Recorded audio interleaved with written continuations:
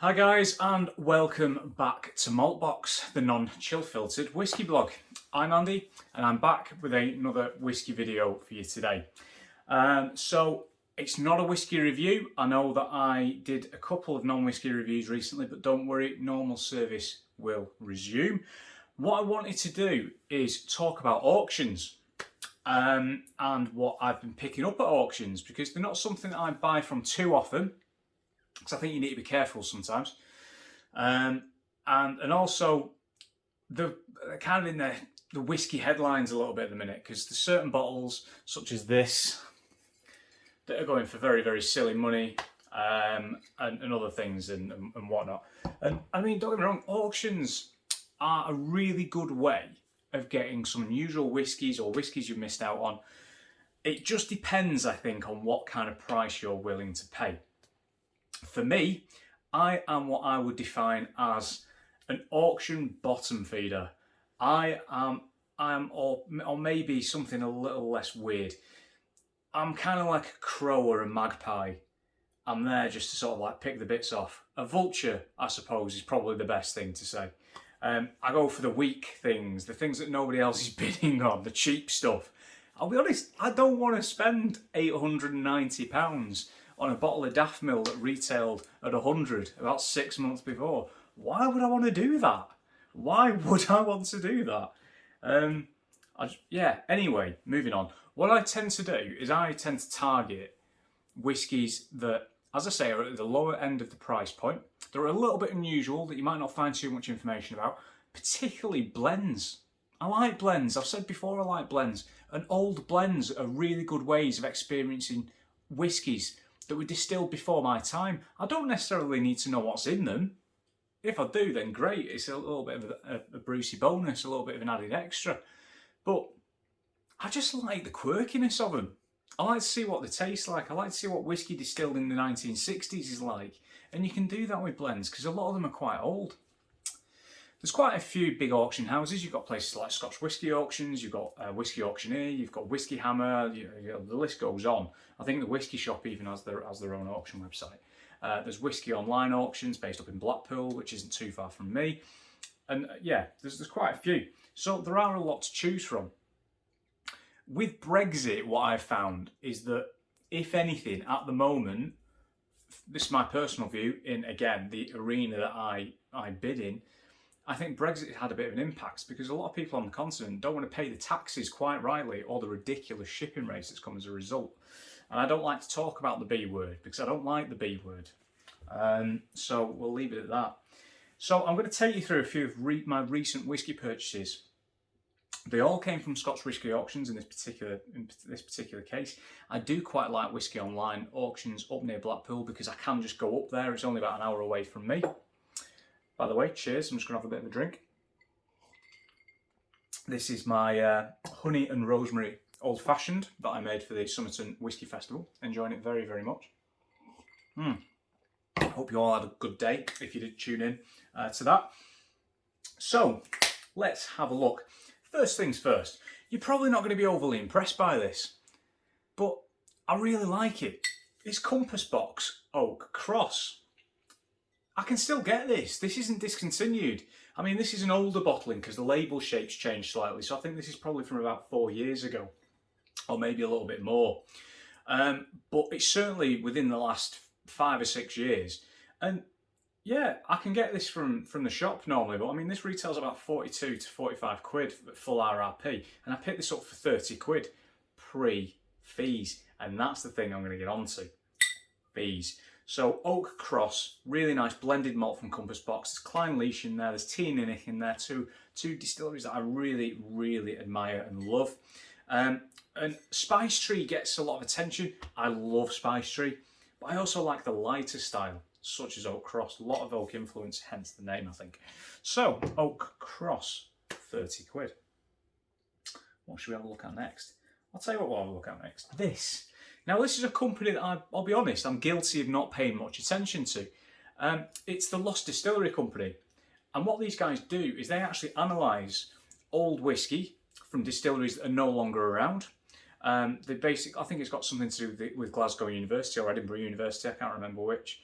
And basically they analyse what the distillery profile was, and they then match that to existing distilleries and existing malts and existing stocks, and they recreate the whiskey style via a blended malt whiskey, which I think is amazing.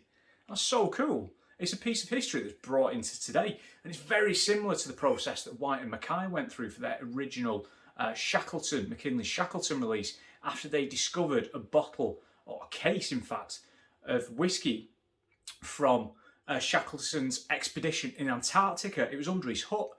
A vial of that was brought back, analysed, and Richard Patterson and a few of the other guys in the lab at White and Mackay recreated that whiskey with existing stocks, which is so cool. And this particular bottle from the Lost Distillery Company is Jericho. So Jericho was a distillery that closed in 1912. I believe it was a Speyside, but I could be wrong. Yeah. Is it? Nether Jericho, Aberdeenshire. Might just be outside of the Speyside traditional region. I'm not really a believer in regions, to be honest. Opened in 1822, closed in 1913, so I was a year off. Tasting notes of fruitcake, tangerine, herbs and vanilla. I did a little bit of research on this after I spotted it on the final day, and I heard it had quite a nice bit of sherry influence and things. I also quite like the novelty of it. So again, I picked that up for about 30 quid. Plus fees. Right, so next one.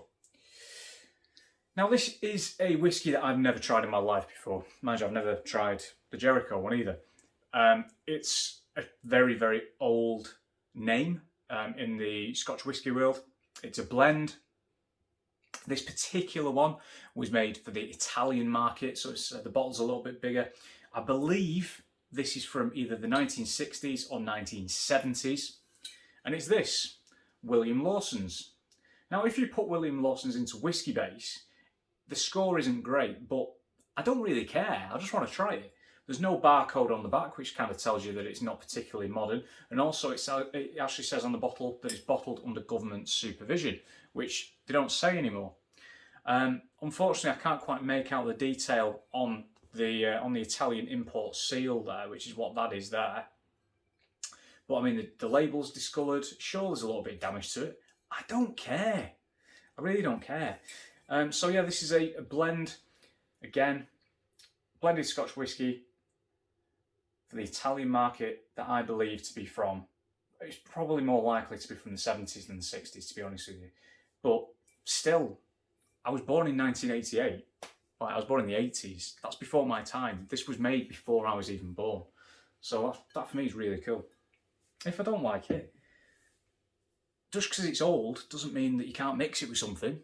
Mix it with Coke, mix it with ginger ale, it doesn't matter, put it in cocktails. Whatever works. Now I'm going slightly off screen. What should I have a look at next? This, right, okay. Now this is probably one of the worst labels that I've ever seen in my life. But it's this, Loch Runzer blended Scotch whisky. Now, the reason that I picked this up, forgot to mention, I picked this up for 25 quid. Might even have been 20, come to think of it. So that's a bottle of the famous grouse in Asda or something, isn't it? 20 quid. Anyway, Loch Runzer blended Scotch whisky with a quite frankly disappointing label. A little bit basic, you got the screw top as well. But the interesting thing is about this comes from the Isle of Arran distillery, and this was offered to, it was either cask holders or shareholders of the distillery, which is, so I would not have had the opportunity to buy this otherwise. So someone's basically invested in the distillery, or they bought a cask and they got a bottle of this. It's 40%. It'll be chill, well, it might be chill filtered, I don't know, it doesn't say. It doesn't say if it's natural colour either. But ultimately, again, I wouldn't have been able to get this. I think this was probably, don't hold me to this, but I believe this was bottled in the late 90s. Only because on the code on the back, there's mentioned 98, so it could be 1998, I'm not too sure. I will actually email the distillery and ask for a little bit more information. But again, guys, the key thing for me is that otherwise I wouldn't have had the ability or the access to this bottle. So for me, it's a pretty cool little find. Next up, we've got another blended whiskey. Oh God, I'm trying not to drop this. It's like bloody rocket ship coming up, isn't it? So this is the Something Special Deluxe Scotch Whisky. Now, what you may notice here, you can't see it on the back, on the front. It's not on the front, is it? It's on the back, right at the bottom, which hopefully you can see. I'm using a new phone camera, guys, so I'm really not sure if that's picking up. I hope it is, because I can't see if this is picking it up. But what it says there, so it says on the front, Something Special Deluxe Scotch Whisky from the House of Queen Anne. Now, Queen Anne was another brand of blended whisky back in the day. By appointment to Her Majesty the Queen, Scotch Whisky Distillers, Hill Thompson and Co Limited, Edinburgh. However, look on the back, a member of the Glenlivet Distillers Limited. The Glenlivet Distillery. This, however, actually contains quite a high proportion of malt whisky from Longmorn Distillery. And Longmorn is a fantastic distillery. Again, I believe this to have been bottled in around the 1970s. Good fill level, which is always something to look out for at auction, guys. And that's probably what I mean, again, that's a good fill level, if you can see it in there. Obviously, that's not massively old and that's still got quite a good fill level, but over time, the seals aren't going to be airtight. Corks dry out, they shrink, the foil's knackered. The foil's not going to keep much out anyway. So eventually, the whiskey will actually evaporate. It'll go, it's like the angel share in the cask. But from others that I've seen, this has actually got quite a decent fill level, so it's sort of like towards the neck. Another reason I think it's been bottled prior to my time, my lifespan, is because this is again measured in proof, 70 proof, and 26 2/3 fluid ounces. I'm so glad that we got the metric system, because that's just bloody confusing. It probably cost like 2 and 6, whatever that might be, in today's money. Probably £800,000 or something. But yeah, nice little novelty bottle shape there. Apparently, all things considered, it's supposed to be quite a nice little drop as well. So there we are, Something Special. And the final one is a single malt. It's from a Highland distillery, and it's this. It's McDonald's traditional Ben Nevis, and when you look at the colour of that, it's lovely. And that is from Ben Nevis Distillery. You could purchase this at the distillery at the time. I believe you could have got it a couple of other places, but again, this is discontinued. This hasn't been around for a number of years now. Still come with its little neck thing, its little tag. I'm not really asked if it does or doesn't. It also came with a box, but that's over there and flat packed. So this is 46%, I believe, non-chill filtered and natural colour. Another nice bit of history that I couldn't buy ordinarily. And again, there's no barcode on the back or anything like that. I believe that's on the box though. So, cool. Yeah, so I mean, overall, I didn't mention, that was 25 quid. This is the most expensive one. I paid about 50 quid for that plus fees. So, some really interesting little bottles. Now, I've already mentioned fees. The important thing to remember, guys, is when you're bidding at auctions, and I don't want to sound condescending, but for those of you that haven't tried them before, if you spend 150 quid, you will then be paying another, 5, 10, 15, 20% on top of that at checkout, because that's your fee to the auction house. One other thing to factor in, and this is one of my bugbears about auction houses, not necessarily auction houses, but I guess kind of the way that the kind of auctions themselves operate, I guess. Postage is just disproportionately expensive. It cost me for, what was it? So 4 bottles that I won recently, or 5 bottles maybe.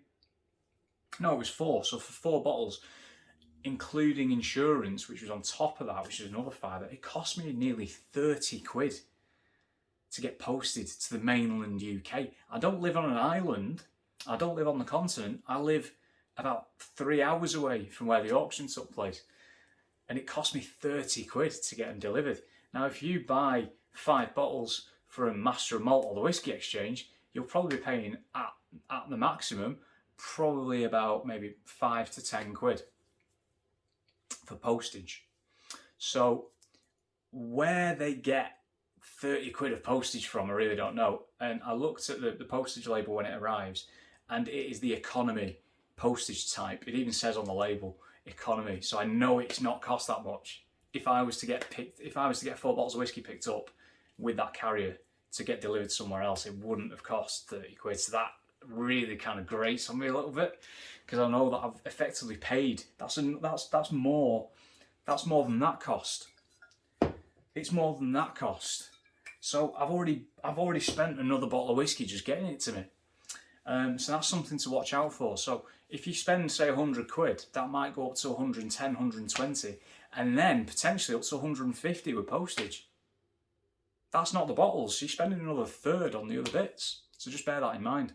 It's not like the retailer. You've got hidden costs in there that you don't see until after your auction's finished. And by that point, it's a legally binding sale. You're tied in. You've got to buy it. You can't back out. So, thanks for watching, guys. I hope you've kind of enjoyed that insight into my recent auction wins. Some of you might be rolling your eyes a little bit because some of you might have been bidding on these. Although, again, I operate at the lower end of the auction because I just like picking off things like this. Because, again, they're kind of cheap for a start. And also, I like to taste some older blended whiskies.